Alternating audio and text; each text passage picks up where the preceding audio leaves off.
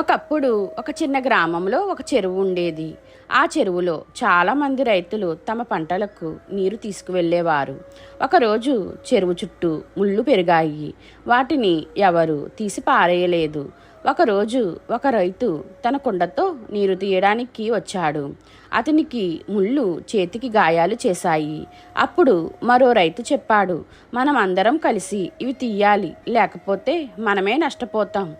అందరూ మొదట ఆలస్యం చేశారు. ఎవరు ముందుకు రాలేదు. కానీ గాయాల వల్ల ప్రతిరోజు ఏదో ఒక రైతు ఇబ్బంది పడ్డాడు.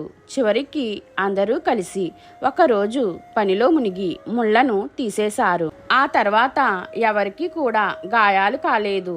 ఈ కథలోని నీతి, సమస్యను ముందే గుర్తించి కలిసి పరిష్కరించుకుంటే అందరికీ మేలు జరుగుతుంది.